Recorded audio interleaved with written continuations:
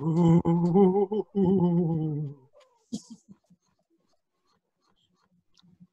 that you, Glenn? I could tell that ghost anywhere. He's not too scary, at least.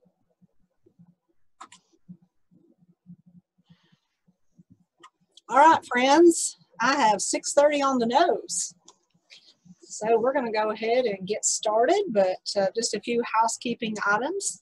First, let me welcome everyone. I think a few of you, this might be your first time joining our series. So this is class number 24, and we're rolling all the way through to November 30th before we take a little break and come back next year with some guidance from all of you that hopefully that have participated in all our classes so far. Just remember to keep your microphones muted, and Jenny is on here. She'll be manning the chat box. So if you have questions, make sure you put those in there, and I will extract those and answer any questions and make comments. And we use that as a sharing tool, and especially for tonight, maybe more so than some of our other classes, because as we move through tonight, this is, you know, just scratching the surface of folklore in just a small amount of time. So if you have other things you'd like to add from your region or your area, make sure you pop those in there, and we'll make sure we get that to everyone that participates tonight.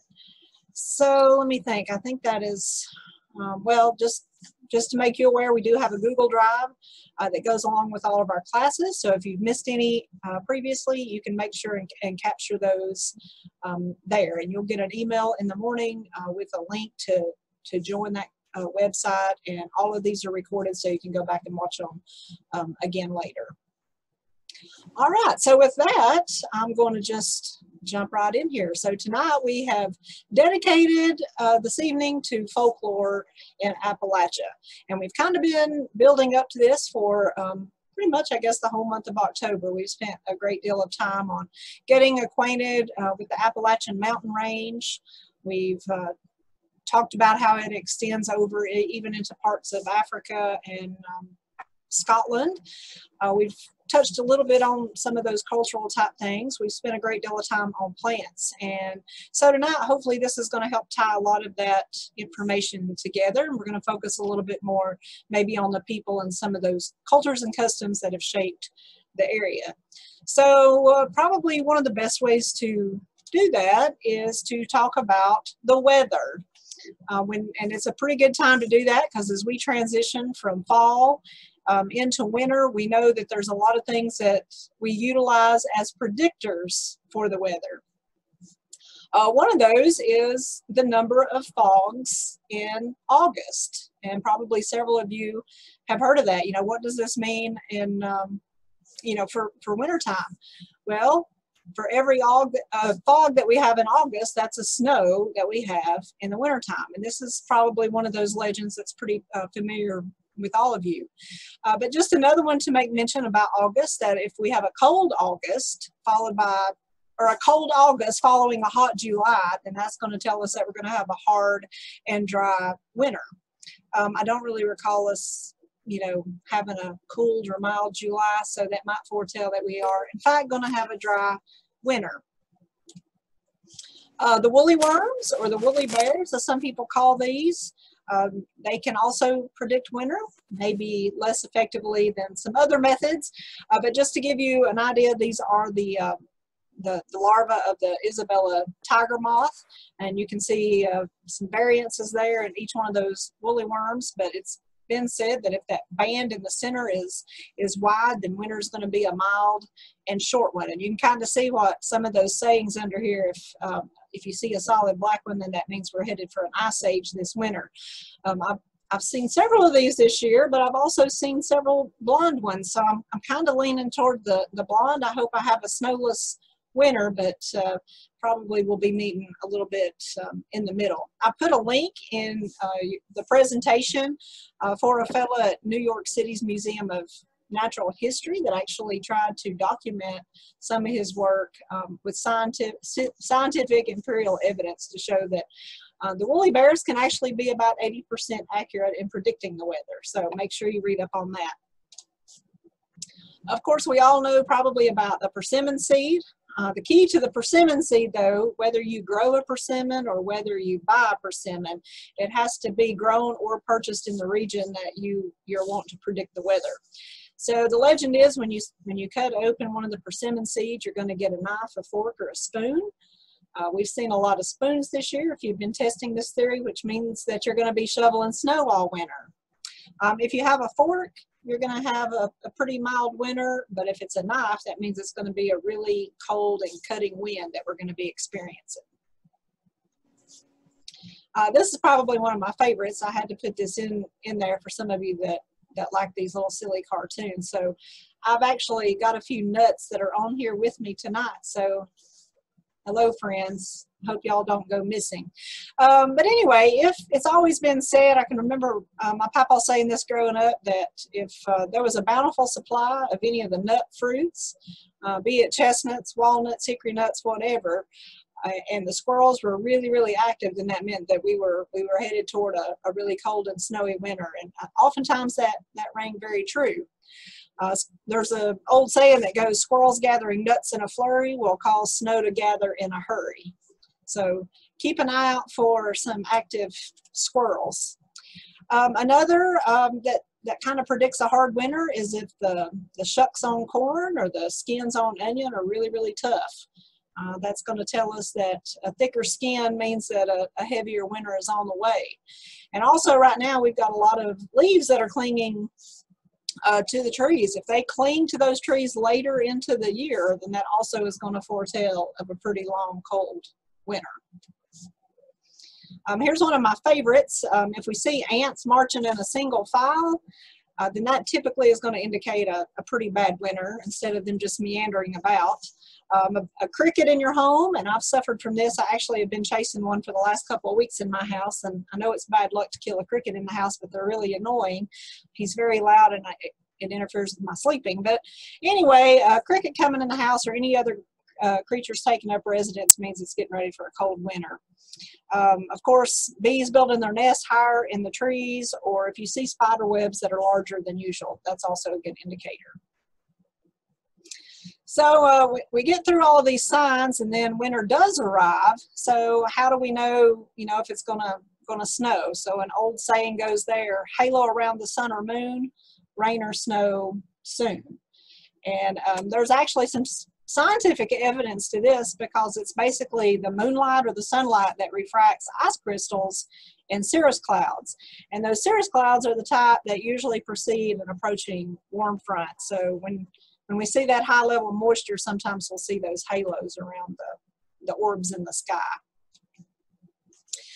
And weather is significant, and that's usually where a lot of folklore lies within Appalachia, but there's so much more. It's like I tell folks all the time, the mountains are full of mystery, and it depends on what part of the range you come from, what state you live in. It has a lot to do with your genetics, if you will, as far as ancestors passing traditions along. And, maybe some of the things I've heard growing up are not going to be the same as what y'all have heard growing up. And that's why tonight it's, I see the chat box lighting up. I can't see what's in there, but I hope some of you are sharing some things, because, oftentimes it's going to be a little bit different just depending on where we're coming from. But tonight we've had a lot of interest, again, just in some of the folk magic, because it is a craft that's alive and well still, maybe not as much as it, of course, used to be even hundreds of years ago, but it's these medicinal beliefs and knowledges and practices that are associated with a particular culture or ethnic group. And as you're going to see tonight, there's going to be lots of cultures that have helped create this Appalachian folk magic. Again, these are methods that have not been scientifically tested. There's no animal or double-blind studies, so if you're coming from a scientific background, there is none of that with this. But they've been used hundreds or even thousands of years, so keep that in mind. So there's a lot of empirical evidence to support some of this, that actually helps support some of their efficacy and even safety. The big thing about folk medicine or folk magic is that it focuses more on prevention and the overall well-being of the individual. It's focusing on lifestyle behavior. All of these remedies, some that you see here, are going to support health. They're going to be non-toxic. They're spirit-oriented in conjunction sometimes with conventional modern medicine. Not always, but sometimes. And, you know, they've, again, been given to us from so many cultures spanning the globe. You know, this is just not something that just popped up in Appalachia one day. It's, you know, it's been traveling here for literally hundreds of years, and each generation kind of putting their own spin on things. So maybe some of you have heard the term, you've been hoodooed, or have you ever been hoodooed? And that's actually an Appalachian term. Hoodoo actually comes to us more from an African-American folkway. It's going to be found predominantly more in the deep South, and then it kind of started spreading upward after the Civil War with the migration of the blacks into New England. But hoodoo is often tied more to the lower class, struggle, hardship, and more in some of those rural southern Appalachian areas. And you can see pictures here actually of the west coast of Africa, because this is where a lot of the Moors and some of the first slaves actually were transported from this area. And then of course we have the Ulster Scots in Ireland. And just to kind of make mention, kind of show you on the map there what that looks like. When we say Scotch-Irish, that doesn't always mean that a person is of Irish heritage. It doesn't mean that that person has a mixture of Irish and Scottish. If they're Scotch-Irish, it means that they're of Scots heritage, and their Scots family actually lived in Ireland before they came on to the new American colony. So they basically migrated from Scotland first into this northern island, what we call the Ulster. So oftentimes you'll hear them called Scotch-Irish or Ulster Irish. Of course, we cannot talk about folk magic or folklore at all without mentioning our Native American tribes. They helped really massage this culture and make it what it is today. And especially the 5 civilized tribes that you see here, which were the Cherokee, the Creek, the Choctaw, Seminole, and the Muskogee. So all of those kind of put their own spin on the healing use of herbal modalities, and really helped kind of forge the path when the settlers, the colonists first started arriving in the Appalachian regions. So again, you have this blend of cultures, European, African, and Native American. They've shaped our region in a way, basically fostering what God gave us in the sense of the plant and animal world. One thing to kind of make mention is what sets folk medicine apart from our modern day contemporary medicine would be the language.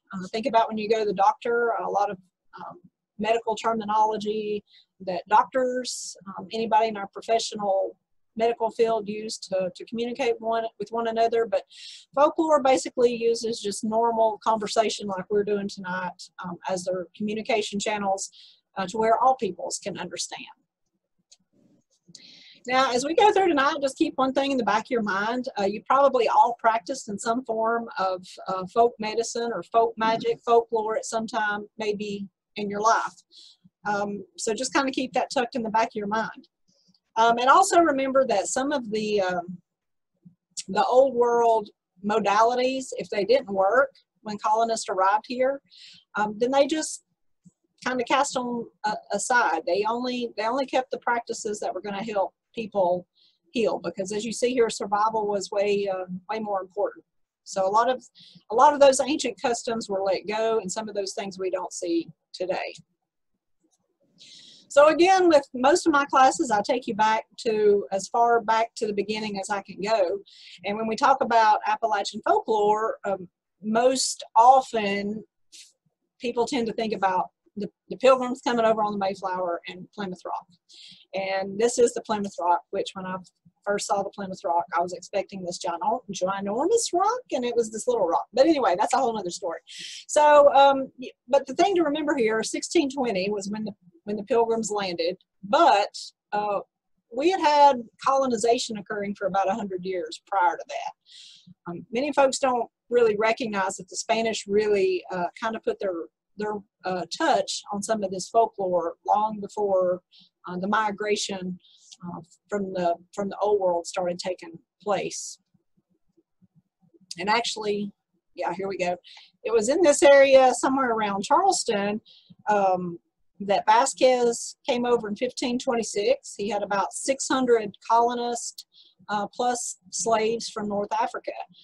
He had brought the slaves over, of course, to help build the New World, the new colony, and that didn't really pan out. Times were a lot tougher than what they expected.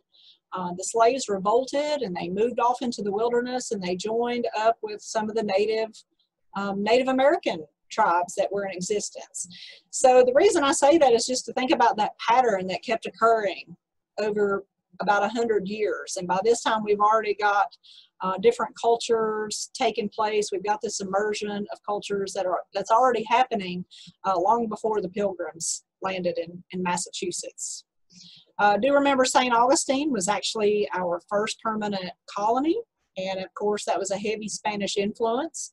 And then of course after that we had some pretty significant French influence as well, especially along some of those Gulf Coast states and moving upwards to the west spine of the Appalachians.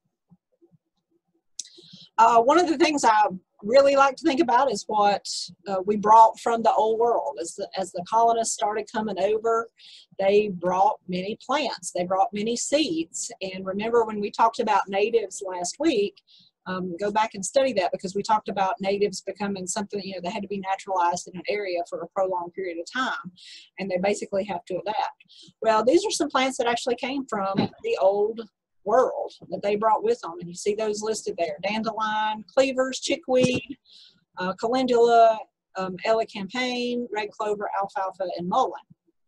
But now take a look at what was here, and this is not a full list, but look at what the Native Americans had access to. So you can kind of see where the colonists were starting to want to develop this relationship with the Native Americans. They knew what each plant's purpose was, whether it be from the forest floor or an open meadow. They knew how to treat their own. And, you know, also with the plants that came from the old world, you know, it was just, again, it was the beginning of this meshing of culture. Now, remember, when slaves were being brought over, they couldn't bring their plants and their seeds from their native world. But as they were being brought over, when the slave trade actually was initiated in 1626, they would bring plants, the colonists would bring plants for them to be able to eat. And that's basically where some of the origins of the okra, rice, sorghum, watermelons, all of those came from the African coast that we now enjoy today. But also to remember that that healing framework, even though they weren't able to bring and share those plants and seed, that framework was in place. So think about their herbs, their rituals, customs, especially dance and music. All of that had a place at the table. But already, nearly 3 million Georgians have persevered and cast ballots. Okay, so in conjunction with herbs, we also have a lot of our customs that made their way from the old world to the new world. You see the Irish step dance there, basically clogging stem from... Melody? Yes? Excuse me. There's some background noise and I'm not able to mute. Oh, you're not able to mute. Okay, can everybody take a look at their microphones? ID, you need to mute. Our CBS Battleground Tracker Ooh, I can't shows see people. Trump supporters here And Allison. and immigration matter most. For Biden voters, Hold on, it's guys, sorry.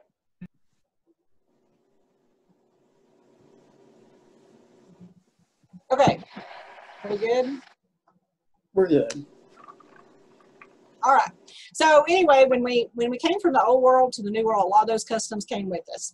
And you see some of that listed here. I don't know if some of you probably know what this picture is up here in the far right corner, but that's just to be reminiscent of Auld Lang Syne, which was Gaelic for days gone by, and that was actually sung at funerals back in the day.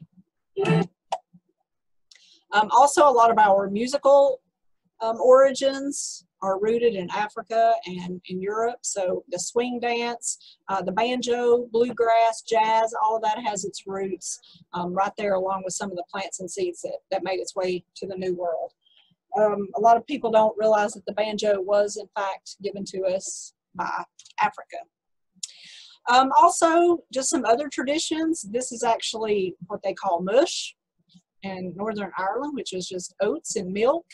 And of course, we still eat that today, but kind of one of the things that evolved in Appalachia was cornbread and milk, or cornbread and buttermilk. So that's something that we kind of see pretty prevalent today. Along with that, in Ireland, they grew barley for the Scotch whiskey, but then we kind of took that and made it our own when we took corn to make bourbon whiskey ourselves here. But again, all of this is just to kind of show you, again, the mesh of cultures, because, you know, like I said, Appalachian folklore just sprout up out of the blue. Okay, so we are getting close to Halloween, so we got to mention the origins of Halloween and what that has to do with Appalachian culture. So you can see there, Samhain, it's Gaelic. It's a Gaelic word. It was a tradition that actually came from the Celts. People would light bonfires and wear costumes to ward off ghosts. So you can see some of those parallels.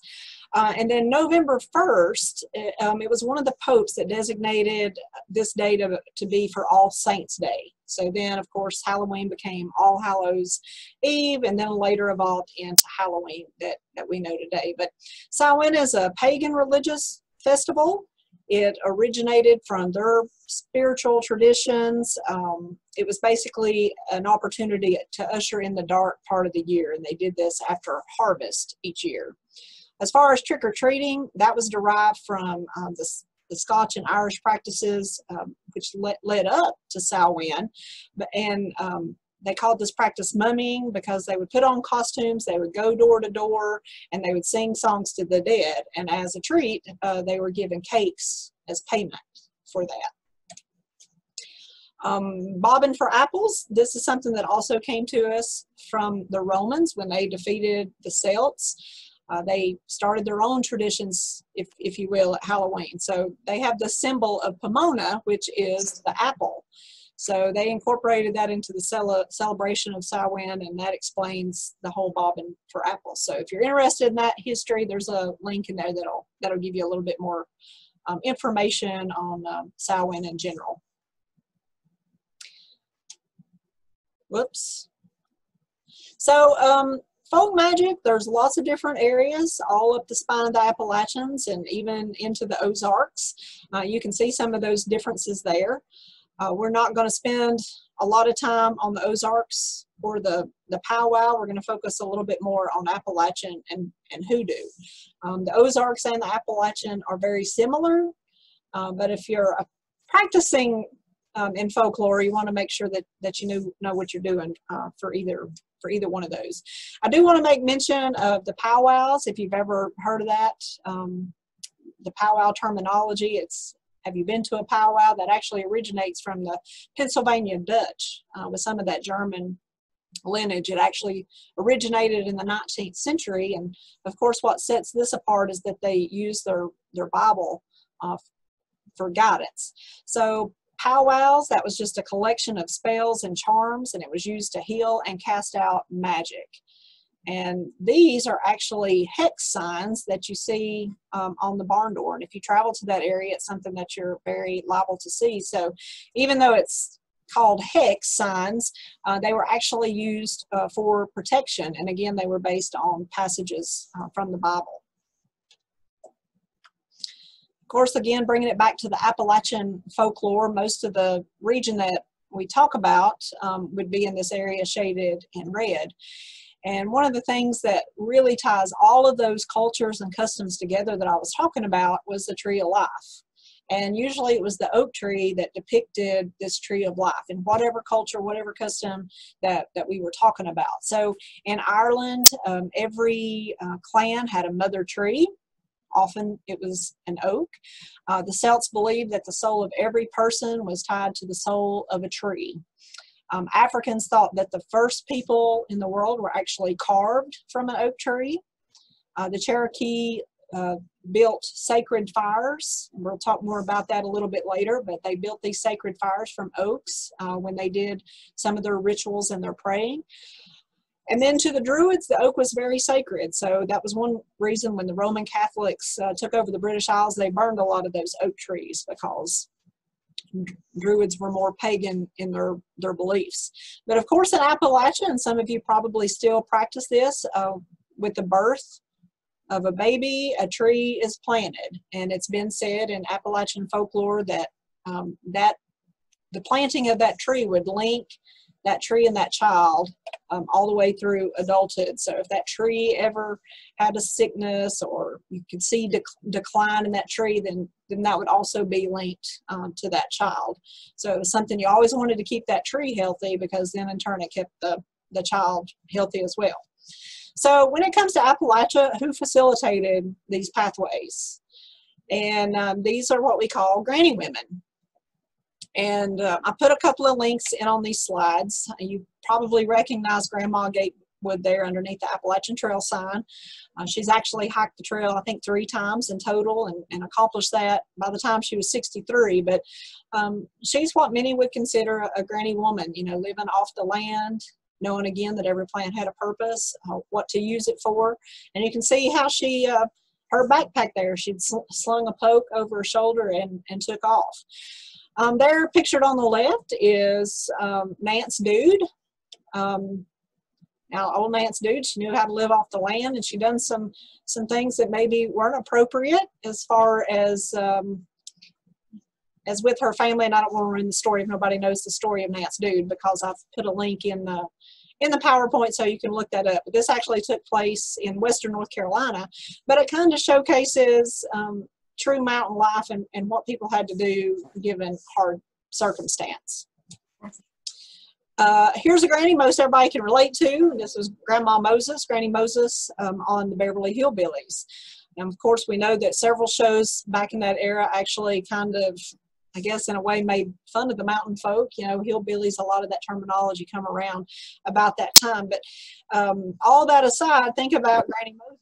You ever watched that show? What was she always doing for any ailment that happened to any member of the cast or whatever on the show? She was treating them with a plant, or you could see those parallels on the show, and you see her, of course, holding her moonshine down there in the corner. But you'll see that was a huge part of Appalachian culture as well. But these grannies were the ones that took care of folks in the mountains. The home remedies, of course, again, with that whole mesh of cultures with the Native Americans and learning to communicate with one another and treat one another. It was the grannies that were pretty well widespread and help take care of the folks in their communities.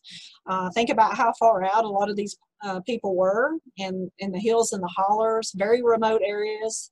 Even if they did have access to local doctors, maybe they couldn't get there, maybe they couldn't afford it. Some of the toughest women in the land, strong-willed and stubborn and just as hard at working as some of their menfolk counterparts.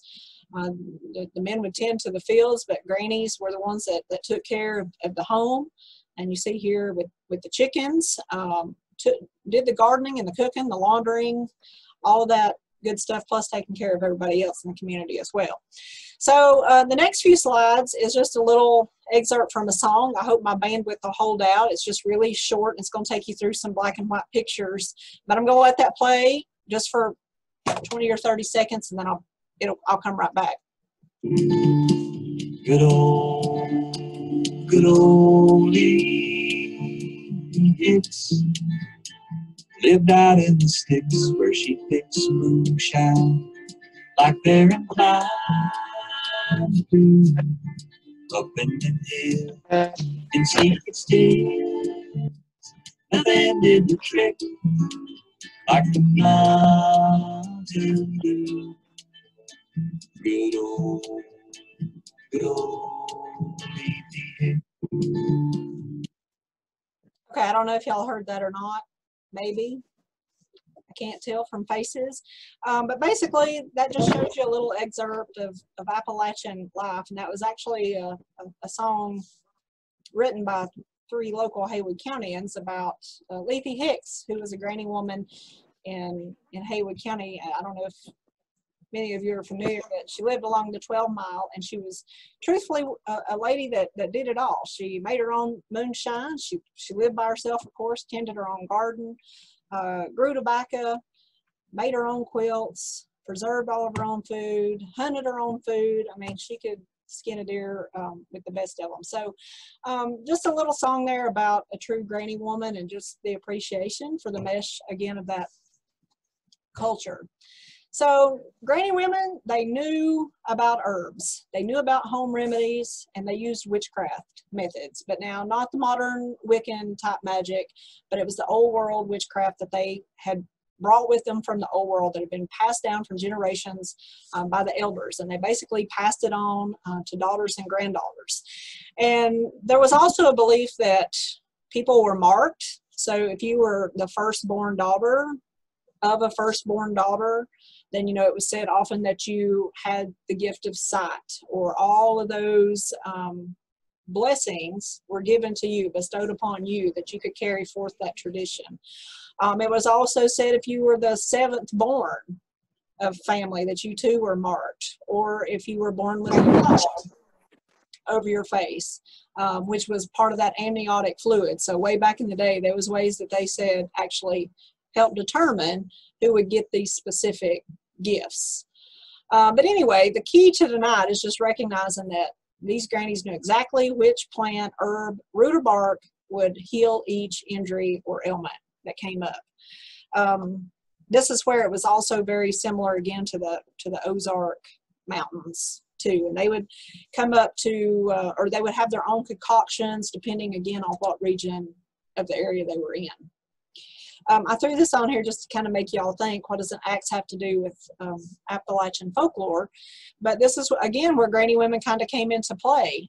One ritual that they would do was when they attended a birth, they would place an axe or a knife under the bed of the lady giving birth, because they said that this was to help cut the labor pains.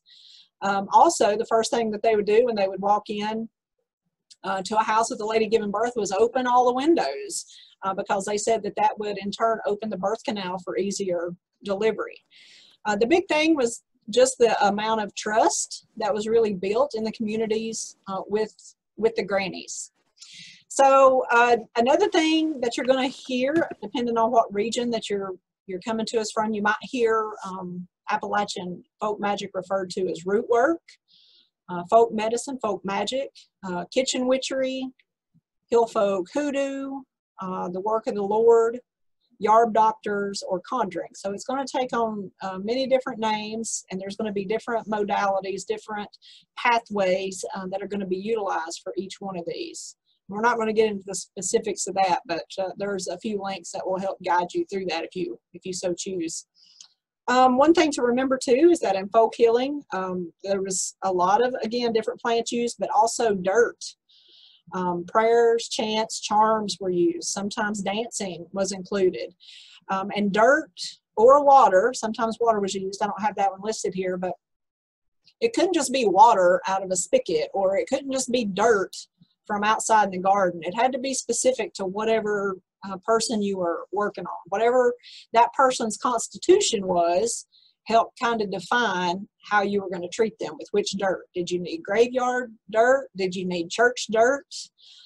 Did you need just good old garden dirt? You know, whatever it might be.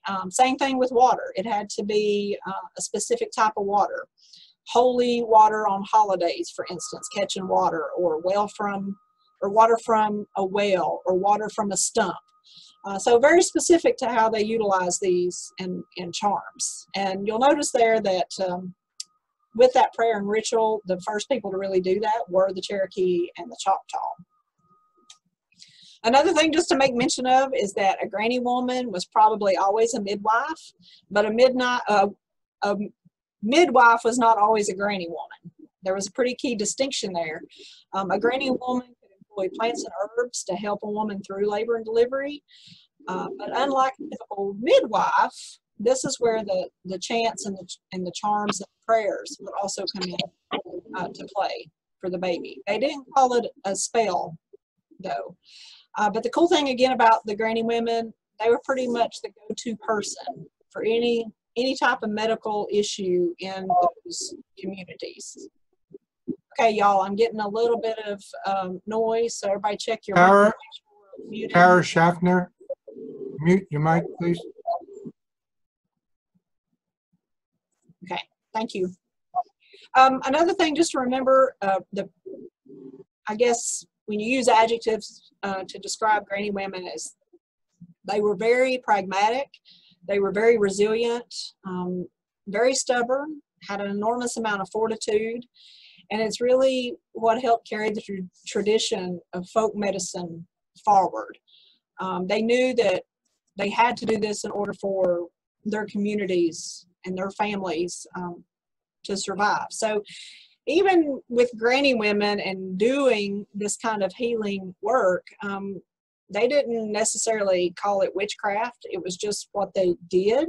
When you grew up in certain parts of Appalachia, you don't even really call it anything if you're actively practicing that, if that makes sense. It's just a matter of trying to prevent ailments, trying to live basically the best life that you can be, and prevent issues from arising later in life. Again, just a lot of trust. These granny women, again, they knew the specifics for each one of these plants. They believed that God made these plants, that plants were here for our food and medicine. Plants were given to us long before people were. God made those plants first. They recognized that timber and fuel, dyes, even perfumes, even back in the day, scents that they would use for themselves, natural pesticides, fibers for clothing, and even their own prescription drugs come from the forest and the woods and the valleys surrounding their communities. It was the grannies that actually understood this. So this lawn of dandelions, a granny or anyone practicing folklore would look at that and be like, well, that person's got some issues going on. They need a good cleansing, because it's always been said that a plant grows where you need it. It's always going to be close by, or it's going to serve as a sign. So dandelions, you know, that's one of those plants that we use in the spring as a spring tonic, a spring cleanser. It's one of the first bitter greens to really emerge after a hard winter. So it would really help provide stamina for the settlers after a long, cold winter. So if you have a lot of dandelions growing in your yard, that might mean you need to take care of some of those issues. This picture here is thistle. So if you see a lot of thistle growing nearby or in your yard, then I would say there's a prickly situation maybe going on with you that you might need to evaluate. Something going on there that you need to kind of look at. Another thing, what we call tenets in Southern Appalachian folklore, and I'm not going to touch on all 20 some of those, but just to hit on a few, but the antidote always grows next to the poison. So if you've been attending other classes, you've seen this picture of jewelweed or the wild touch-me-nots before. Wild impatiens. You know, we know those seeds pop open. That's why they're called touch-me-nots. They've got a really loud smell, a really loud odor. But normally, you'll always see jewelweed close to where any kind of poisonous plants grow, poison ivy, poison oak, because it's a natural antidote to that. And again, grannies knew the relationship with those plants.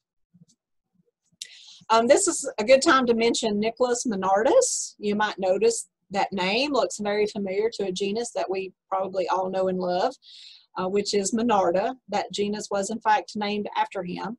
But it was in 1569 that he actually documented, it's a really long title, y'all, but something about all the plants that were growing here in the New World that had been brought to us from the West Indian countries, or something like that. Anyway, he documented 75 plants and their medicinal uses.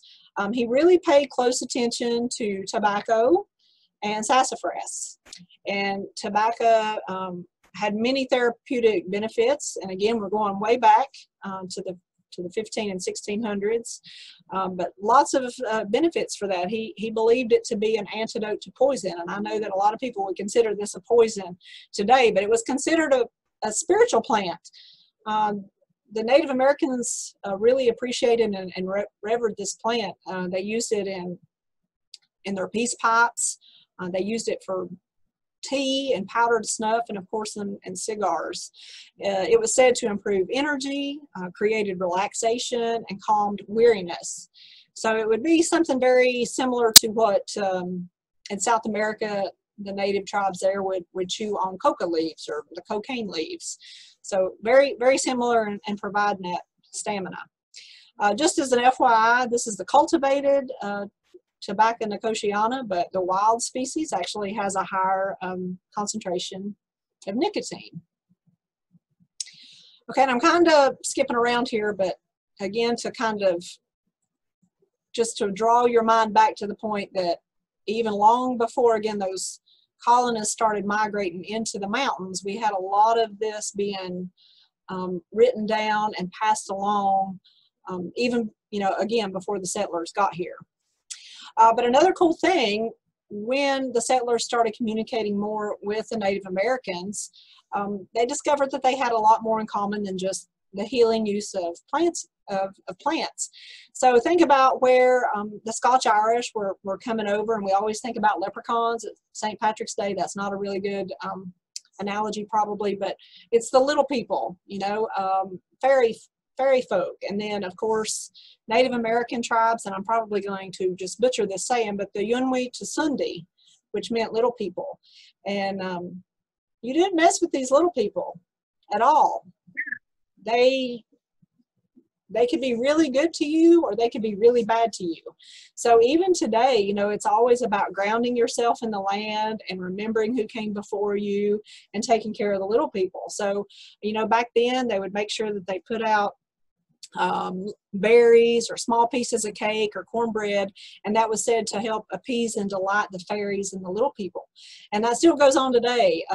Gummy bears or M&Ms or any kind of colored baubles, you leave that for the little people, and you can proceed with whatever work that you're doing. And of course, we've seen a lot of these type things, what we call fairy rings or toadstools. And if you see a circle of toadstools, then you can be sure that fairies have actually danced there. If you stand in that ring of toadstools and make a wish, then it'll come true. And any fairy ring with a ring of grass and no dew on the lawn, blah, blah, blah, blah, that's where fairies danced the night before. That was a mouthful. And then this is one of my favorites. If a log's in a fire burn with a blue flame, then good fairies are watching you. And we know there's probably some scientific evidence to some of that, especially with the blue flame. But it's kind of cool to think, wow, the fairies are out there watching us. Also remembering that the fertility of crops and livestock and the people themselves was really paramount to the Appalachians. And this spanned back, of course, several hundred years. So, of course, Jack Frost, Mother Earth, Father Winter, many of those in some areas, not all areas of the Appalachians, they still continued not to necessarily worship them as deities, but knew that they needed to take care of these spiritual beings in order for them to, in turn, take care of them. You can still see some remnants of this. Lady Plenty and Lady Liberty are actually the goddess of harvest with the cornucopia there in hand that you see. That's on the official North Carolina state seal, even today. I want to mention Byron Ballard. I've talked a lot about some of these folkways still being in use today. She's got several books out. There's several links inside the presentation if you're interested, but she's actually termed Asheville, North Carolina's village witch, and she is one that has really helped keep the spirit of the hill folk hoodoo alive and well in the southern Appalachians. This is a practice that's kind of dwindling down, but several conferences in the last several years have come forth and starting to get more and more of some of these ancient customs and traditions out there, and folks that are still practicing this. And again, you've seen this slide before as well, but it's just to remind you as we move forward in the next several slides that, again, this is not just something that sprouted up. This was a true melding of these cultures and customs and traditions in Appalachia. So, of course, again, Granny witchcraft is going to have its roots in the Scots-Irish traditions, but of course it just morphed into something much bigger. So one of those things was luck, and a lot of this still occurs today. Good luck is something that every true Southern Appalachian goes after all the time, and even if you don't necessarily believe it, you don't want to tempt fate, if you will. So probably many of you know about the horseshoe tipped up. That's going to keep your luck from running out. So for goodness sakes, don't ever turn that thing upside down and hang it on a barn or above your front door. That would mean all your luck is running out. Another thing to do, and it doesn't have to be fancy like this, but like an old jar, peanut butter jar or something like that, keep it by the door. And when you find change out in the parking lot or in the road, put that money inside this jar. And that will ensure that you're going to be making riches for years to come. This jar does not have it, but a lot of people would put cornmeal in the bottom of that jar so they would never fall on hard times. The four-leaf clover. This is one probably everyone knows, but maybe you don't know this part. You can't be looking for it. If you go looking for a four-leaf clover, it ain't going to do you a lick of good if you find it. And then if you do find it, you can't tell nobody. And what's always the first thing little kids especially want to do? Look what I found. But don't do that. You keep it all to yourself. A lot of people, you can see this picture here, they would tuck it inside their Bible. Or folks have even been known to sew it into the rims of their hats or even tuck it inside the insole of their shoe. But whatever you do, keep it to yourself to make sure you keep the luck. A couple of others, we all know about the penny. We find head side up, but the same rings true if you find a button with 4 holes. Not 2, not 3, but it has to be 4 holes. If you find one of those, you have to place it in your right shoe. Can't be the left shoe, it's got to be the right shoe for the luck to stay with you. And here's one, I just had this conversation today with a colleague of mine. She was talking about spiders being in her house. And I'm like, no, leave those spiders alone. When you've got a spider that comes in, especially in your kitchen, let it be. Let it take up residence because that means you'll never go hungry. But on the flip side of good luck, we have bad luck, right?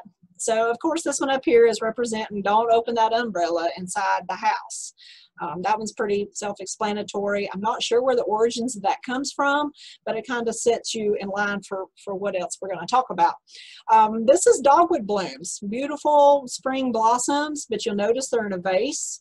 You never want to bring Dogwood Blossoms into your house. Don't ever do that because this was the wood that Christ was crucified on, and it's just not showing respect. So leave the Dogwood Blossoms outside. And then you see the number 3. Well, a lot of things happen on even days number or even numbered days and odd numbered days in Appalachian folklore. So the 3 is symbolic. When one death occurs, you're guaranteed to have 2 and a third because death always comes in 3s. The back picture here is of a cemetery. So this is really critical. Again, you don't want to tip fate.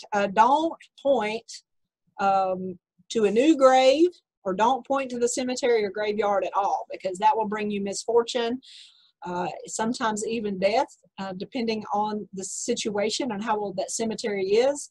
If nothing else, your finger will rot off, so be careful with that. Speaking of cemeteries, this is a good time to bring up honoring the dead.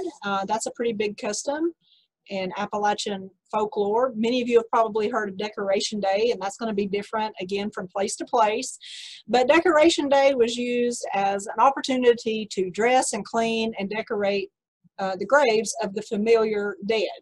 And what do I mean by familiar dead? Well, that means folks that had just recently passed on. But what they would do after they would do this, of course, food was a biggie. You have Decoration Day and food on the grounds. There's actually a song about that, and I can't recall it right off the top of my head. But anyway, when they would bring all this food and set up to do this big potluck, they would first offer food to the dead first, to the familiar dead. Also toys, liquor, cigarettes, anything like that, especially with the newly deceased, whatever they like, they would make sure to put that on the graves because they believed that even if they were dead, it didn't matter. You minded your manners and you were respectful. So you can see the decoration there too. So I'm not exactly sure what you would call the long past folks, but then they would go to the, you know, older parts of the cemetery, make sure that they clean those tombstones so they could be legible. They would go around and recite the names on those tombstones and lift up a prayer for that individual and the family. One last thing about a cemetery, the old custom of traditionally wearing black, or you see the ladies with head coverings, and especially true back in the day with the men wearing the big hats. Even today, if you believe in this type of thing, always wear a hat if you go into a cemetery. If you're going to a graveside, tuck something on your head. That way something can't, a spirit can't jump on your back and follow you out of the cemetery. So that's the reason you see a lot of head coverings. And speaking of spirits, we know that both the good and bad spirits reside out there. Many of you have probably heard the story of the Cardinal. When we see the Cardinal, that represents a loved one that has recently passed on and coming back in the form of the Cardinal. Pictured there on the left is the giant slant-eyed monster Sulacalu. His stomping ground is over on the in a couple of counties in western North Carolina. But he was this great big giant. You can see the Native Americans there. There's quite a story there, the legend, so make sure you read that. There's a link in there that'll give you a lot more about Judicola and Sulacalu. But it's usually at this point we get asked, well, what is all this based on? Is this pagan? Is it, you know, Protestantism? Or is it just pure old common sense?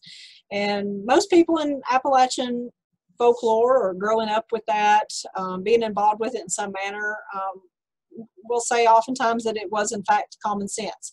Some people utilized the Bible, some did not. It just depended on which area you focused your folklore magic from. So it's not to say one way is right and another's wrong. It's just a matter of personal preference. So we've spent a lot of time talking about some of these different cultures. So to kind of bring more of the Native American culture into this, and you heard me talking about the Native Americans building the sacred fire a few minutes ago with the oak and then praying in those directions. Well, directions really mean something in folklore. And I mean, truthfully, you could spend an enormous amount of time just on this one facet of folklore. But the Native Americans believed that east was actually the home of good spirits and the sun. So anytime they wanted to remove disease or witchcraft, they would pray toward the east. In the north was what they called the Blue Man, and he was the home of winter. So this is where that they would pray for healing any type of burn or any kind of disease that was associated with wintertime. The south was home to the Red Man. So any kind of winter-related ailment, not disease, but any ailment. So think about frostbite would be one of those. They would pray for healing from the south. And then, as probably most of you have guessed, to the west was where the Blue Man, or the Black Man, or also known as the Purple Man, resided. And that was oftentimes referred to the devil himself. Sometimes this could mean spirits awaiting at the crossroad. Crossroads, as you can see from the compass, that's also very important in folklore modalities, because often that's where spirits intersect with the real world. But anyway, west was where the black man, the Purple Man, lived. East is always very important. You always want to go clockwise to grow with the sun. If you're trying to lift a spell or diminish any kind of issue, then you go counterclockwise. So a good way to maybe describe that is if you were bit by a snake, they would rub that wound counterclockwise. And basically that would represent uncoiling that snake and thus eradicating that toxin from the individual, because when you go counterclockwise, again, you're removing, you're erasing. The famous black cat, many probably know when a black cat jumps in front of you, it's bad luck, and we do the mark with the X 3 times really fast, or there's other different origins to that. One here, if you do see that black cat cross your path, turn your pockets inside out, and that helps guard against haints. Or turn your hat backwards, because remember the clock. We want to diminish the spell, diminish the haint, so you turn it counterclockwise on your head. Another thing, if you hear a hoot owl, and I've usually always gotten excited when I hear a hoot owl. I just like the sound they make. But in folklore, it said if you hear it, it's not good. It means that death is at your door, or death is near. So to protect yourself, you need to take your shoes, flip them upside down, and tuck those under your bed. Not just for you, but every member of your household, and that will protect death from crossing the threshold. Another indicator of death is if you saw a white dove. That would also tell you that death is near.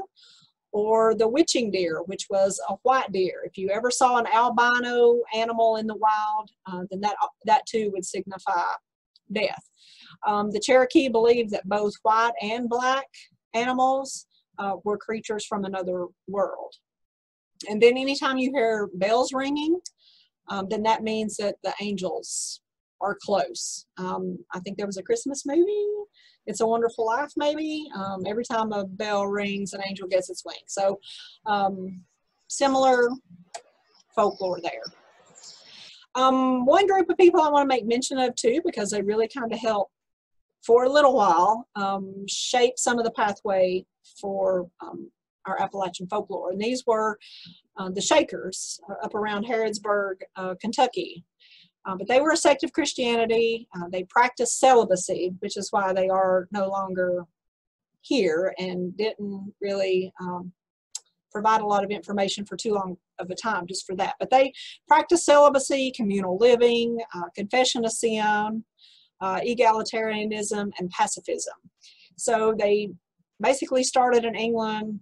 They left and came here in about 1774. You can kind of see that communal living picture there.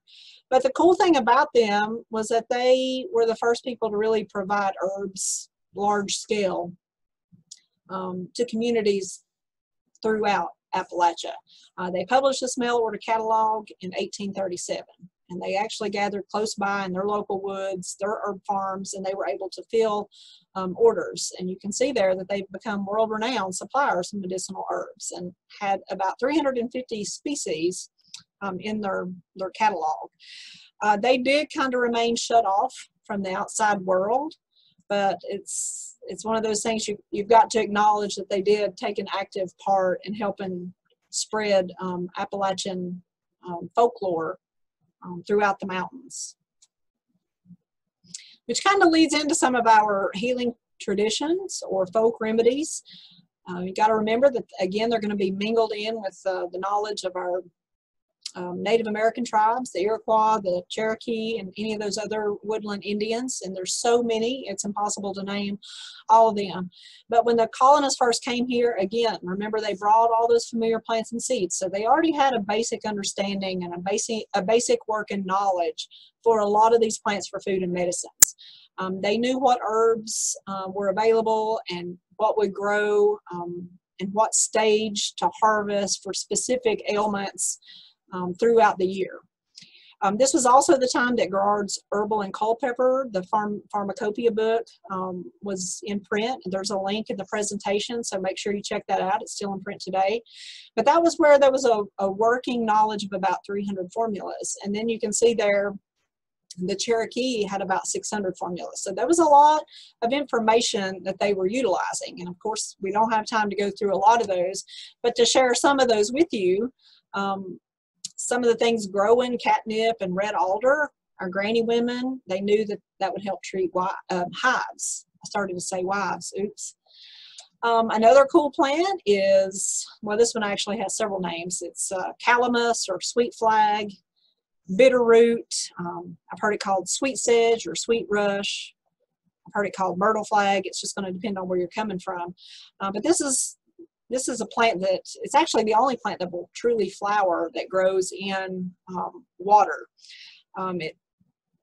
It tastes a lot like ginger, and so they would actually use it as a substitute for for cinnamon or nutmeg or allspice or any of those. But a little dab will do. You just need a little bit to be able to substitute. They would also use this on their windowsills to keep ants away. This was a very calming plant, but it wasn't a sedative, if you will. So it would keep them chilled out, but not permanently put them to sleep. So again, it had a lot of the same characteristics of what coca leaves in Central and South America would do. And Native Americans revered it because they said that it could reverse diabetes. And if any of you follow that, the Cherokee population is known for having a higher occurrence of diabetes on the reservation. And there's just a picture of what that root system looks like. And then we have Granny Moses again. I kind of already alluded to this a few minutes ago, but a lot of the mountain folk made their own moonshine, and they made it not to get slammed every weekend and to have a good time. They used it as a carrier agent. They used it as a pain reliever, as an anesthesia for any kind of surgery or operation that might have to occur. This is actually a picture of Blackberry Brandy. So a lot of those pure fruit liqueurs our ancestors were making long before popcorn entered the scene.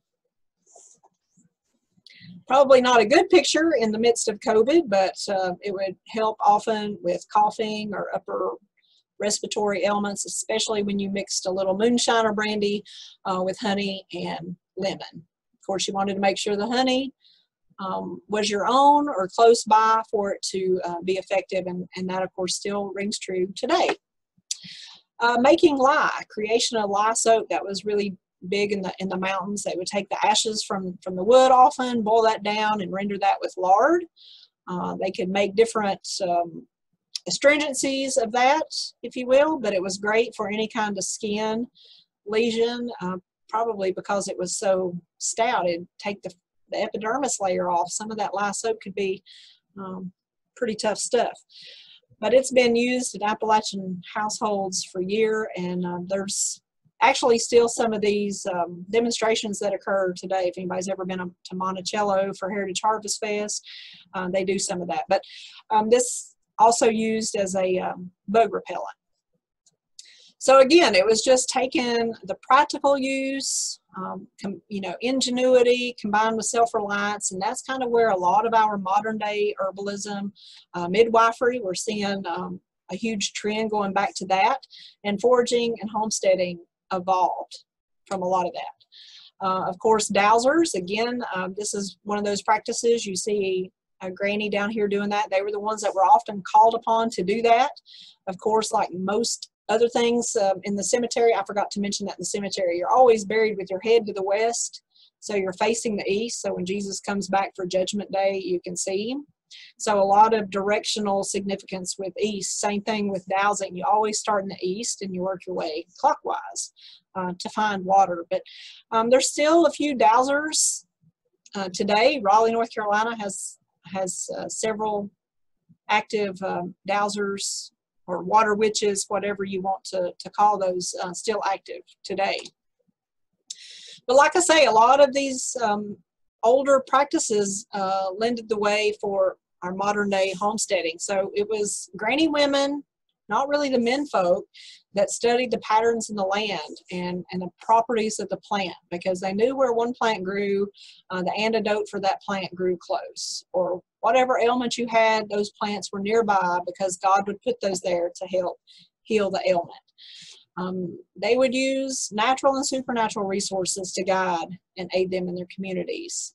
Again, it was never taught really outside the immediate family, never to outsiders. It was just passed down for generations. So a lot of those traditions, oral traditions, are starting to fade away as some of our granny women are starting to pass on. Again, the Bible was often used as a main component in formulas, not always, but in parts of the region it was. Many formulas were actually crafted after biblical tales, and animals, as you can see here, were actually used based on some of that biblical theory. So many people swore that if you utilized the Bible, you had to say it verbatim, as it was said in the King James Version. You couldn't use one of the more modern day Bibles I can't even recall the name of those off the top of my head, but King James Version of the Bible is the one that you want to use, because it would be as repeated as God said it. Herbs are actually mentioned in the Bible many times, especially in Ecclesiastes. That's the first mention of it. And throughout the Bible, 128 plants are mentioned. And that, of course, is where we garnered a lot of information about essential oils as well. Think frankincense and myrrh in simplest terms. Can't go into all 128 of those, but to make mention of a few, this tree here on the left is actually aloe. They think that the aloe mentioned in the Bible was not what we call today the aloe coming from the cactus plant, but actually the tree. So I put the Latin in there so you can refer to that if you want to study up on that. But it too is used for sunburns, burns, itches, any kind of skin irritation. The pharaohs thought garlic held mystic powers. They would actually feed garlic to the slaves that were building the pyramids. And garlic was touted for any kind of stamina, for increasing lung capacity. This picture here is dill or anise. They actually say that when anise in the Bible was actually what we know as dill today. And there's a link in there that will give you more information about that. But they're both in the same family, both aromatic herbs, but both kind of used for the same purpose, the essential oil extracted from the seed. And of course, this symbol here is of the sweet bay laurel, and we still see that symbol in many churches and temples even today. And when we talk about gardening, of course, we go back to the direction. We always want to run those rows from east to west. Going back to the cemetery, the other reason that people are buried with their head to the west and their feet facing east is also because witches are known to run from north to south, or even the devil himself. So it was often said that if anybody pre-marked their grave running north to south, then you knew that they were a witch. When you're planting in your garden, this is where the even numbers come into play. You only want to plant on an even numbered day of the month. Never plant on a Friday, ever, ever, ever, unless it's Good Friday. And if you do plant on a Friday, usually those seeds will never germinate, they'll never sprout, unless you do it on a Good Friday. And a lot of southern Appalachian customs is planting potatoes and green beans on Good Friday. And it goes back to water, the water and dirt that I was talking about earlier. This is a good day to collect water also. Of course, you can't make it rain, but if it happens to rain on Good Friday, make sure you collect that and use it for later plantings or nourishment in your garden. If you spread manure on your field or on your garden, make sure you do it when the horns of the moon are pointed downward. And that's basically when the new moon is just coming over the horizon. And that way, all that nutrition from that manure will enter the soil and be more readily available to your plants. You see the picture there on the right is of a bushel basket, and you see that it's actually lined. That's still common practice today, whether it be a newspaper or some kind of fabric, always line your basket when you harvest, especially if you are harvesting for medicinal uses. This one was kind of hard to put in a picture, but have you ever noticed when you are harvesting, whether you're harvesting from your garden or if you're wild foraging or even picking fruit, picking apples or picking peaches, whatever, grapes. Have you ever noticed that sometimes a plant won't just let go and you feel like you're having to tug and yank and pull? Well, that's that plant's way of saying enough is enough. You've got what you need. I need this now. Let me save this for you later. It's also been said that if you are foraging, you always want to pass by the first 4 to 7 plants and leave that for future generations to come. So again, when you're harvesting, if it's easy for you to harvest, you're good to go. But if you ever have any kind of resistance from that plant, just take a step back and come back another day. If you are, again, out foraging or even in your gardens, a lot of people will still do this practice today. Give an offering of something to the little people or to the land, to Mother Earth. A lot of people will use cornmeal or even tobacco, but this is basically the tithe in return for their favor. And well, here's where my apple comes in. If you do have trees, for goodness sakes, leave one apple on that tree, always. After you've completed your harvest, leave one on there, because otherwise you're going to attract the devil. So if you ever see a single lone apple hanging on a tree, that's probably why. We also talked a little bit about the oak tree and acorns last week. So if you gather acorns and put them in your windowsill, that's going to protect your home from any kind of lightning strike. So you just thought those lightning rods were doing the trick. It's really those acorns that are protecting you. Here's one of my favorites, is the donkey. A lot of people don't realize just how significant this animal is in Appalachian folklore. They are, of course, utilized for protection with sheep. You can see the picture there, or with goats, to keep coyotes at bay.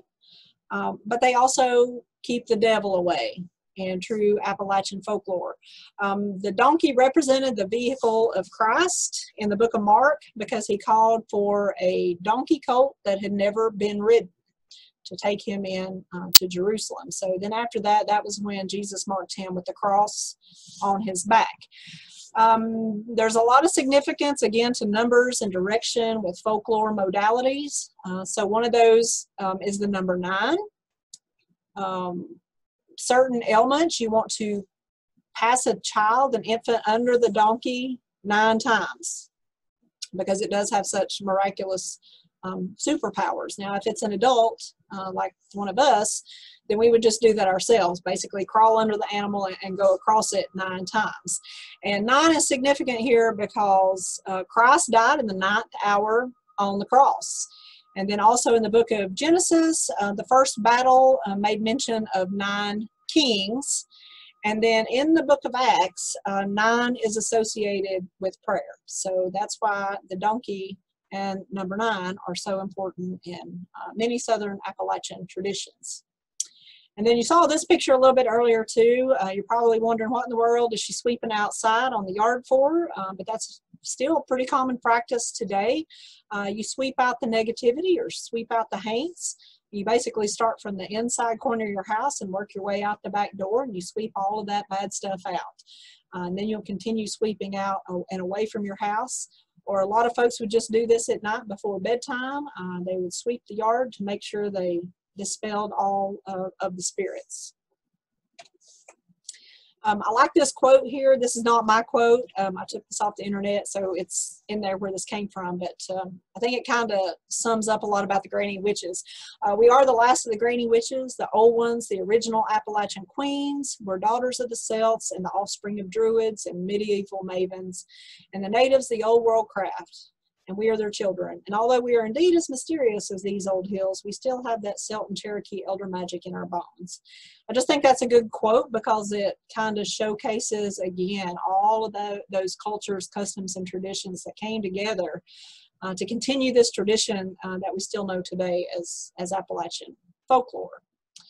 So that kind of brings us to ethnobotany in the Appalachians. You've heard me kind of mention this in other classes.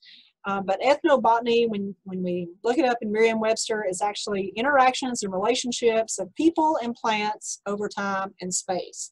So basically, this is something that has been practiced since the 1600s, when colonists first came here.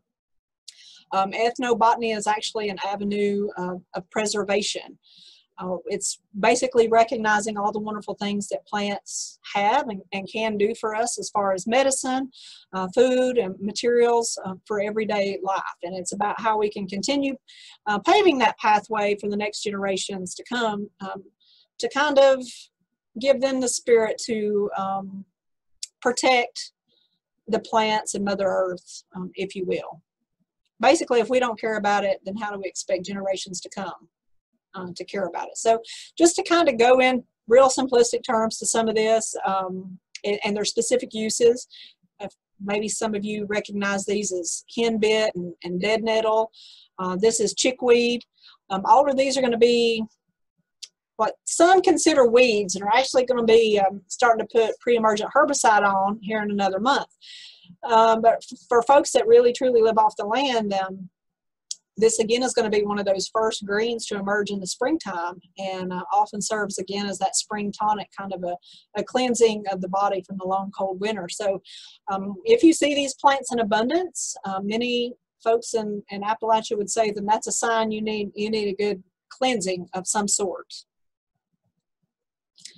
Of course, you see elderberry there. A lot of this, I mean, this has just really taken off in the last 5 to 10 years. But the cool thing about elderberry is that our ancestors knew the properties of this plant years ago. The Native Americans knew how special this plant was years ago. So it's touted, of course, for keeping a cold at bay. Lots of many benefits there that you see listed. Plus, it's a pretty cool looking little plant too. And you can even make wine out of this as well. Another plant is plantain. It was just considered one of nature's best plants, by many different cultures throughout the world. You see there the Saxons considered it one of the 9 sacred herbs. It does have tremendous healing properties, but again, a lot of folks consider this a weed. But if you actually take the leaves of this plant and make that into a poultice and put that on bites or stings, it helps draw out inflammation and heal the skin. So a lot of practitioners will use this in a salve. Sometimes it'll be mixed with comfrey or calendula for its healing properties. And you'll also notice there, if you have the amalgam fillings, that plantain has been found to be a superb eliminator of heavy metal toxins from the body. Another good one to make mention is thyme. Of course, this could be utilized as a breath freshener, but years ago they would take the plant and actually, of course, make homemade bandages, but they would chop up the thyme and put it close to the wound, and it would also help draw out any kind of infection. And of course, we all know that we utilize it to season meats and veggies. Salt water. Salt was a huge staple back in the day. We hear don't pour salt on an open wound because it can actually burn, but it can help in the right situation in the right quantity. We used it to cure meats and season veggies, and of course, if we gargle, saltwater gargle, or any kind of mouth issues that you may have going on, it can help cure that. It helps dry that infection out. Soaking even in Epsom salt, a little bit different salt, but lots of different uses for salt. This is, if y'all have been paying attention, you know I love evergreen forest. It's my favorite when I'm out on the hiking trail. Especially love the scent of pine, and actually they can be used for so many home remedies. A lot of folks don't realize that about the pine. First of all, it's really sticky. That sap is really sticky, the resin. You can't get it off your clothes, but that should serve as an indicator that it's pretty useful. If you mix it with honey, it can actually be used as a chewing gum or even as a mouth lozenge. Coughs, congestion, sore throats, you can get relief from chewing the sap. The pine needles themselves are going to be a good source of vitamin C, and you can create a tea made out of the pine. It does have a strong flavor, but if you add honey, it can help balance out the flavor. Another plant that our Native Americans really loved was burdock. So I like this picture. I'm not pregnant, I'm just bloated. Burdock can be the cure. You can actually see this in the pot. This is a portion of the root. It can get really tall, about 4 foot tall. You're going to get those little sticky burrs that will absolutely stick to anything, but hey, that's how it reproduces, so pretty smart. But often used for dysentery back in the day. Many anti-inflammatory properties. So if you have a lot of aches and pains, burdock is a good remedy for that. Along with elderberry, Native Americans utilized echinacea. Help support the immune system. Today we all put our spin on fire cider, and of course smudge sticks are pretty common to ward off different spirits or to increase health and vitality. Fresh ginger, also used, of course, helps combat nausea. You can also use that not really as a sedative, but kind of a relaxation. You can see the wild ginger growing there compared to the cultivated, what you would see like in Hawaii or somewhere. But ginger tea, adding with a little bit of syrup or lemon and honey, a really good tonic.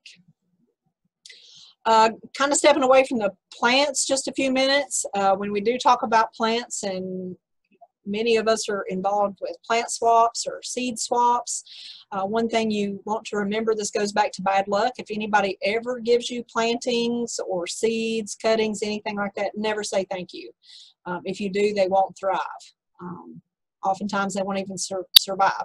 Same thing goes for sneezing. If somebody blesses you, don't say thank you or you kill a fairy.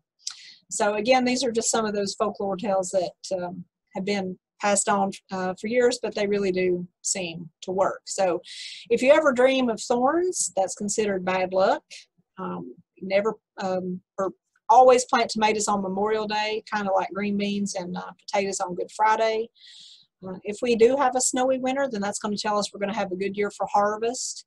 But if we have trees, like apple trees and stuff, that bloom twice in a year, then that means it's going to be a bad crop.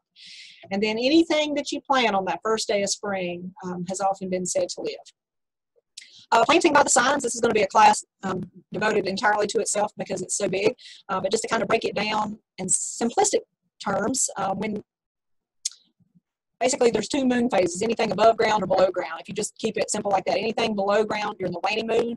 That's between the full moon and the new moon. And then you just do the opposite for any above ground crops. The other thing to remember is incorporating the signs in that as well. Each one of these are going to pass through like retrograde every 30 days. So just knowing which sign is best for planting and which is not. So Cancer with a crab is best for overall planting, followed by Scorpio and then Fish. Notice that those are all water signs. On the other end of the spectrum, you can never do anything with the line, remember? So any of you Leo folks out there, you're so fickle. You just can't grow things. Also the Twins and Sagittarius, those are two other signs that planting in won't reap a good harvest. What about this? Anybody know what this is? It's just the color blue. Glenn, you look confused. No, this is an old tradition too. It goes back to working with the spirits of the dead. This is what we call the haint blue. But often in folklore, you work with your ancestral spirits. Again, some people would call that conjuring or root work. But the haint blue is like a bright blue, kind of with a periwinkle tinge, maybe a tad darker than the Carolina Tar Heels color. But if you paint blue, it keeps the haints or the spirits from coming in because they can't traverse water, and blue signified water. So you see a lot of different ways that haint blue is utilized. You even still see some of this today. If you've ever been into Cataloochee, the Caldwell house is trimmed in blue. But the haint blue tradition still alive and well today. So you notice I'm bouncing around because I don't want to just focus all on the plants. I'm trying to do a little bit here and a little bit there. But when we talk about plants and their healing modalities, we all have our favorites. So again, it's going to be one of those, it's impossible to list them all. But just one thing to keep in mind that years ago, we didn't have apple and peach trees. Remember that they were later cultivated, you know, for their specific use. But years ago, we did have plums and cherry. We had a lot of wild perennials and plants that were foraged. Anytime granny women or even the men folk and their children were out walking, again, in the forest, or whether they were hunting or whatever they were doing, they were always kind of foraging for plants. But the other thing about it, when granny women would be out actually harvesting, they would document where, you know, these specific locations were, or in case something happened and they passed on, generations would know where to go back and actually harvest those plants later on for future use. This is one that you've seen before in other classes. This is the Paw Paw. Many folks don't recognize the Appalachian banana has actually always been associated with witchcraft and the dead. It's said that you can chew on the roots and it'll actually protect you from from haints or heal addictions, or it can even be helpful in laying curses on other people. Here's one that's the club moss. And doctors or granny women or healers back in the day would actually coat their hands with the, I may say this wrong, lycopodium powder. And again, that's just the spores of the club moss because it was water repellent and it had antiseptic properties that they could use. So kind of a precursor to our modern day gloves. Again, all these plants usually looked like what they treated. So a good one to think about is Hepatica. It's one of our spring ephemerals, one of the first ones we see blooming. It's shaped kind of like a human liver. Also notice the name Hepatica. So anything to do with the liver stems from that Latin root, but it's also called liverwort. I had another picture in there, but I'm not sure what happened to it. The Native Americans loved bloodroot, sanguinaria. It gets its name from that bright red ooze. Where's that? There it is. That you can actually see that oftentimes before the flower sprouts in the springtime. If you're not familiar with bloodroot and you saw that, you'd be like, what in the world? But not only was it used for its healing properties, but the Native Americans also used it as a dye for war paint. The sassafras, this had many uses too. Go back to Nicholas Menardus. Like I said, tobacco and sassafras were the two species that he really documented their magic powers.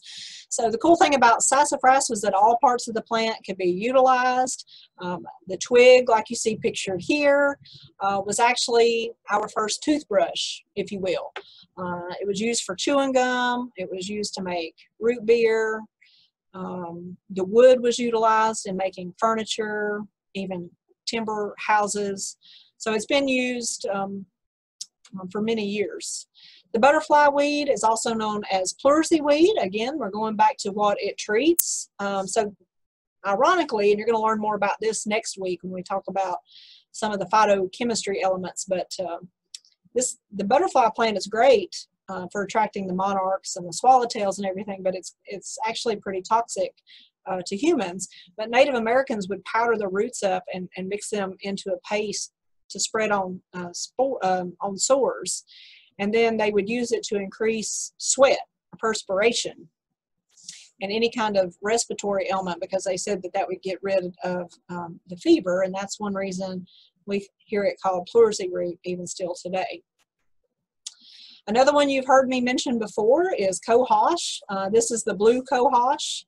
It's touted for relieving many women's symptoms, PMS, rheumatoid, anything to do with the eyes, colic for babies. So it had a lot of different uses. And remember your cohosh, the blue has got the yellow flower, the black has the white flower with the white flower spikes.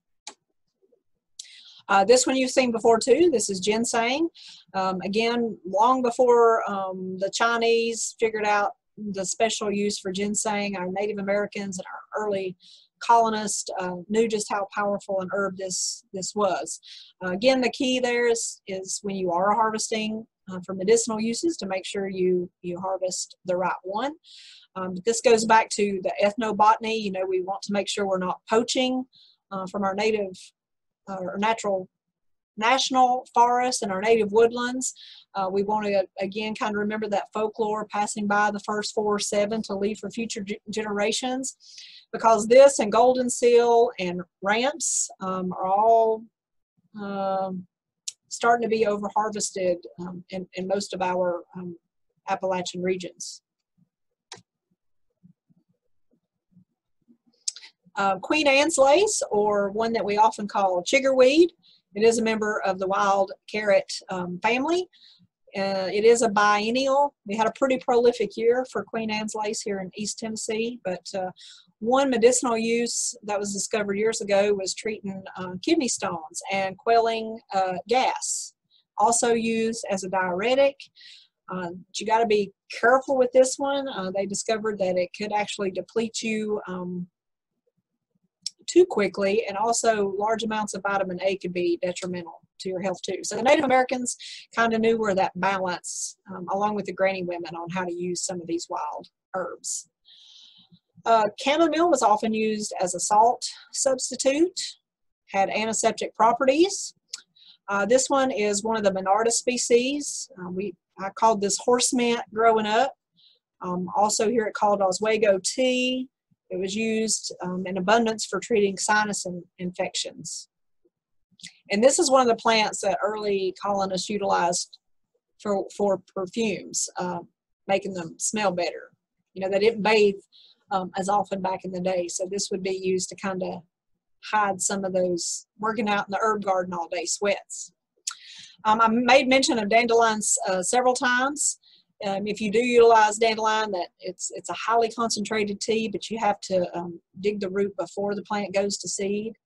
You'll notice there it was so relaxing it was used as a substitute for opium. Lemon balm came along much later, but colonists soon discovered that it was used for headaches as well. Horehound and sage, both utilized in cough drops even today. Marshmallow or swamp rose was utilized for internal inflammation. Our confection marshmallow actually come from the cheeses or the chopped up roots of this plant. You can probably tell there it's related to cotton and hibiscus and okra. The seeds were used as a substitute for coffee.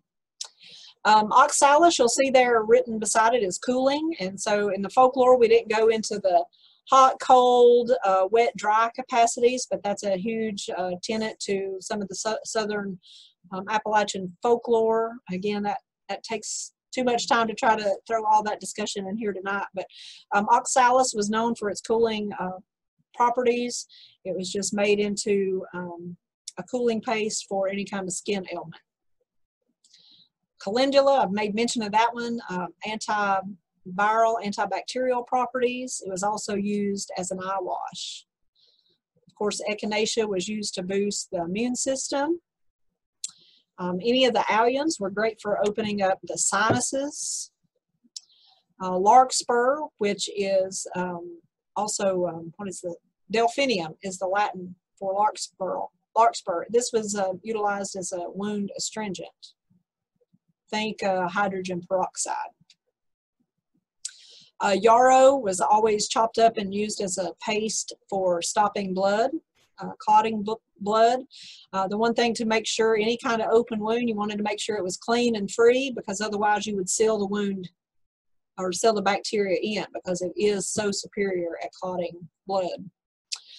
Cotton had some unique properties. It was used for bandages, or not really bandages, it was used for padding, for splints and dressings for burns, but because of the high oil content, blood and water, any kind of liquid would just run right off of it, so it wasn't used in that capacity. But the seeds actually were made into a tea to help treat against malaria.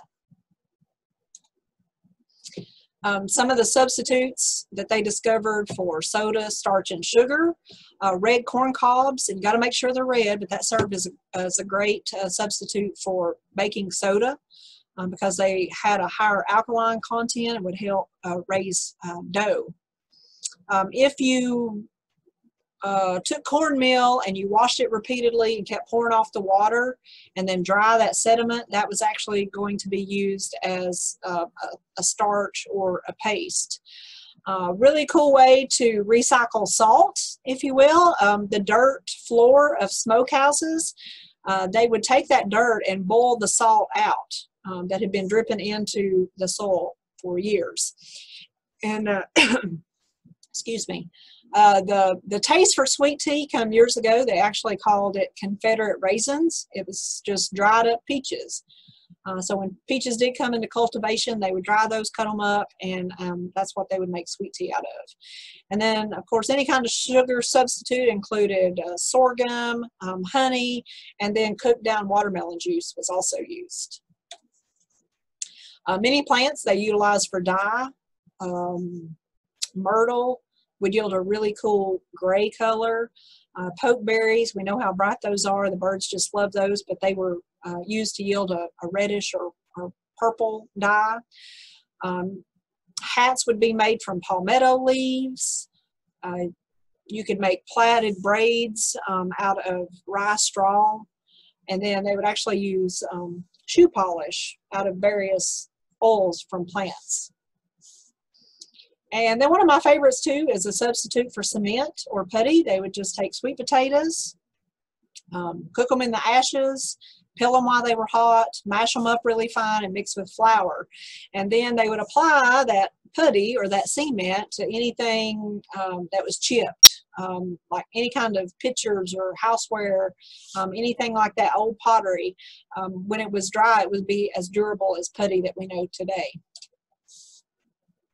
I did throw in peppermint. Of course, we've talked about some of the mountain mints in great depth in several of the classes. This is just plain old peppermint, but I just put this in here to remind you that all of those mints that have the square stems are going to be beneficial in some form or fashion. Our Native Americans and our colonists discovered uses for those years ago. So there's a link that will take you to a website with various uses for all the different mints, but especially our native Picanthamum muticum species. And that's the true mountain mint there. Of course, this is a wart or any kind of papilloma that people get. The humble mayapple was one they discovered years ago that could cure that. They also utilized it as a laxative. And this is a plant you're going to see more of next week. We're going to go into quite a bit more in depth on this one, so stay tuned. And of course, violets. We see these so prolifically in the spring. Again, some folks are going to consider it a weed, but they're known as a springtime tonic, much like some of our other plants that we've talked about. Folks maybe back then didn't necessarily know what cancer was, but they knew that this heavy sickness that would befall people. And so Native Americans and colonists alike felt like violets were one of those anti-cancer. It would help fend off the poison, if you will.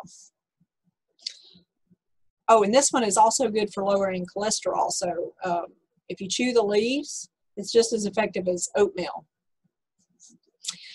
This is one, stinging nettles. This is one we're starting to see a higher occurrence of it being grown, but it does naturally occur pretty much anywhere. It likes to be close to water. It actually grows close to people, which that might be the plant's way of saying that we need more stinging nettles. But it is a very nourishing tonic. It's a supreme blood builder is why a lot of people like it. It builds your blood up. And that's another thing we didn't go into tonight on folklore is all the different blood types in Appalachian folklore. When you do harvest for medicine, you want to make sure the plants are knee-high and pick them before they flower. And if you use these in place of kale or any other kind of green, again, it's going to be really good to provide a high iron content, but it'll actually cook the sting out of them. So a few more slides just talking about what Appalachians would call praying the devil down. Lots of different modalities, and I've got some references because it was just, there's too many of them to put on here. But just to share a few of those with you, if you wear a copper bracelet or a ring, that protects you from disease.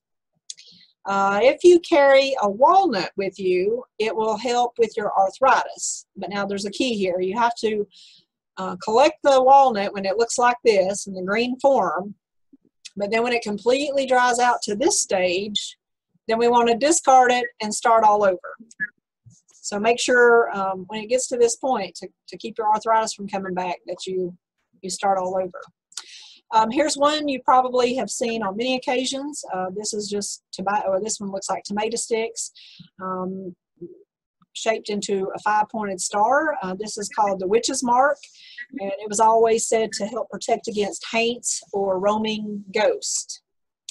Now the next one is kind of gross. I'll just go ahead and tell y'all, if you have a aversion to feet, you're not going to like this. But if you're wanting to win over a new love, then you cut your toenails, and then you take a glass of wine or a glass of whiskey and you soak your toenails in it for 3 days. And it has to be a Wednesday to a Friday. And then on Saturday morning, you string your toenails out and give the glass to your new love to drink, and you're hitched for life. So if somebody tries this, let me know. I'm not going to do that, but I'd like to know if it works. Another, I get, this is maybe not such a nice one, but if you're wanting to get rid of someone, Lord, I'm helping contribute to murder. I should shut my mouth up. But you take a splinter of a lightning struck wood and you place it under the person's porch steps or anywhere that they're going to walk over it, and you'll never have to deal with them again.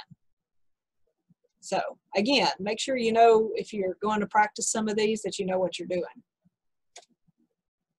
Okay, so we've talked a lot about folklore, so I wanted to leave you with a few legends, and I'm going to let you kind of assess some of those on your own. I tried to grab some from all areas of Appalachia, but I don't know if I got them all in here or not. But the Brown Mountain Lights, this is in western to Piedmont, North Carolina. People have studied these lights for years. They don't know where they come from. And don't worry, I'm not going to give all the good away. Each one of these slides is going to have links and the full story, because I'm not a very good storyteller, and I really don't want to ruin the ending for you. But really we really don't know what causes these brown mountain lights, but it's kind of a cool phenomenon, so definitely research that. The Mothman, you've probably seen this from Point Pleasant, West Virginia. You can kind of see him up here on the bridge. A lot of folks have said they've seen this moth-like creature. Again, not really much of an explanation for that. The Moon-Eyed People, this is a Cherokee legend. So there was a race of small bearded white men who lived in the mountains. So again, I'm not going to ruin the story for you, but this is a pretty cool legend, so I would highly recommend. Then one of my favorites, this is the Bell Witch. So this is in Adams, Tennessee, out in West Tennessee. A pretty cool little story there. I'll have to tell you my own personal story of that later once you become more acquainted with Betsy Bell, but very cool story here. If you've ever seen the movie, let's see, what's the name of it? An American Haunting. It's supposed to be based off the Bell Witch. So since we're right now at Halloween, that might be a good movie to watch. And then, of course, Bigfoot. I'm just going to leave that legend with you because we all have probably thought we saw Bigfoot at one time or another camping or hiking in the woods. Or we saw something, I don't know, but we probably all had those sightings. But again, there's links to every one of these and with the story in great detail, so you can kind of read that on your own. The last thing I want to leave you with is that, again, Halloween is this Saturday, so at the stroke of midnight on Halloween, a lighted candle will reveal the future in the mirror's reflection. Look above your left shoulder. So kind of remember that. And just to give you a sneak peek into next week, which is going to be phytochemistry, we're going to kind of take what we learned tonight in the last couple of weeks and move into more modern medicine. So we're going to look at, and I'm going to run through these because you're going to see these next week, but foxglove, witch hazels. Yeah, we're going to talk about codeine or poppies, all kinds of good stuff. I probably shouldn't talk or show you all these, but the cohosh, tobacco. We're really going to get down and dirty with some of these plants and find a lot of many uses for some of these plants that I think many of you will find quite fascinating, or at least I hope so. So with that, a tremendous amount of information, and again, we're just scratching the surface. And I do want to share with you, you probably can't see this. No. Yeah. The Farmer's Almanac is chock full of a lot of resources. There's a couple of folks just to kind of make mention of course, Byron Ballard, Sharon McCrum, if you're into historical Appalachian fiction. She's great. Jake Richards, who hails from East Tennessee. I utilize a lot of his reference material, and I'm going to put all those links in the presentation so you can go in and read about a lot of these in more detail. But I hope you found something a little bit interesting, especially since it's 'tis the season. And I hope you'll join us back next week as we delve a little deeper. Thank you, Melody. Really enjoyed it. Good deal. Thank you so much. And like I say, come back next week. A lot of I'll make sure that you get the PowerPoint presentation with all the links, but not a lot of supplemental information this week. It's all embedded in the PowerPoint. So we will see you guys next week, and happy Halloween, everybody. Thanks, Mel. Okay, see ya. I didn't realize I had to keep a distance from you. I know. I'll put a hex on you. I'm kidding.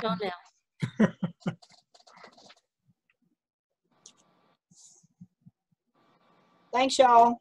See you next week. Okay.